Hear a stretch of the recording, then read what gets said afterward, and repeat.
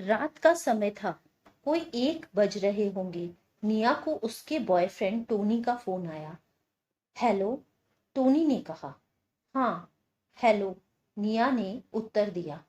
Tony ने पूछा, सब तैयारी हो गई क्या? 2-3 घंटे में गाड़ी लेकर आ रहा हूँ, निया ने जवाब दिया। मैंने अपने कपड़ों का बैग तो पैक कर दिया, बस अब पैसे और गहने लेने हैं। टोनी ने कहा, सुनो, तुम अपनी डिग्री भी रख लेना।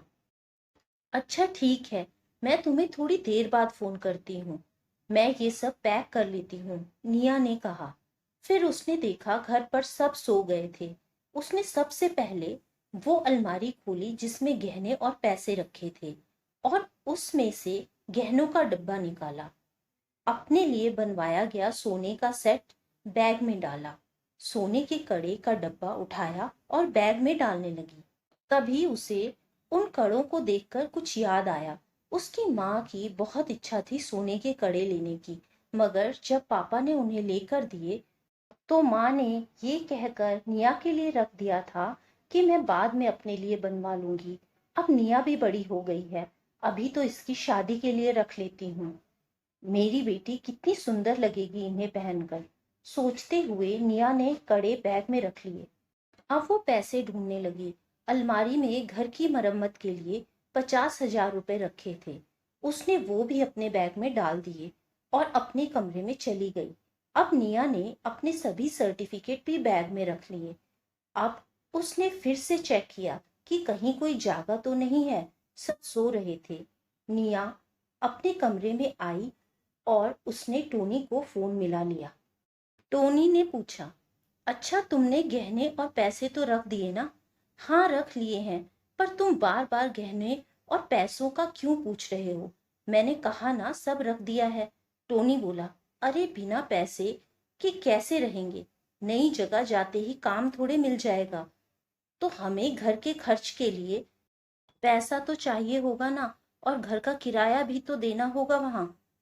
और मेरा फोन भी खराब हो गया है, मुझे नया फोन भी चाहिए।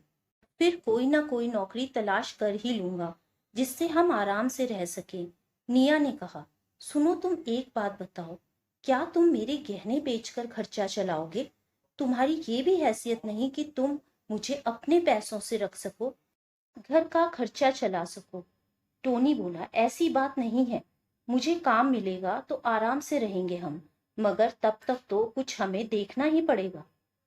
निया ने कहा, सुनो, तुम एक काम करो, अभी घर से भागने का प्लान कैंसिल करते हैं। पहले तुम काम करो और इतना पैसा कमाकर इकट्ठे कर लो कि कुछ महीनों तक तुम्हें काम ना मिले तो भी कोई परेशानी ना हो। जैसे ही तुम पैसा इकट्ठा कर लोगे, हम भाग चलेंगे, पर तब तक तुम इंतजार करो, और अगर ये नहीं कर सकते तो मुझे भूल जाना। टोनी बोला, अरे मेरी बात तो सुनो। निया ने फोन काट दिया। फिर निया ने पैसे और गहने अलमारी में वापस रख दिए। कुछ दिनों के बाद निया ने एक जॉब अपने लिए ढूंढ ली। वो अपने मम्मी पापा के पास उनके कमरे में गई और बोली, पापा, मैं नौकरी करना चाहती हूँ। मेरी पढ़ाई पूरी हो चुकी है, अब घर में बेकार बैठकर क्या करूंगी? मैं अपने पैरों पर खड़ी होना चाहती हूँ पापा। उसकी बात सुनकर निया के पापा ने उसके सिर पर प्यार से हाथ रख दिया। दोनों की आंखें नम थी। तो दोस्तों, उम्मीद है आपको आज की ये कहानी पसंद आई होगी। कहानी पसंद आई हो तो वीडियो को लाइक करें, चैनल को सब्सक्राइब करें, ताकि आने वाली कहानियां आप तक पहुंचती रहें। Thank you friends.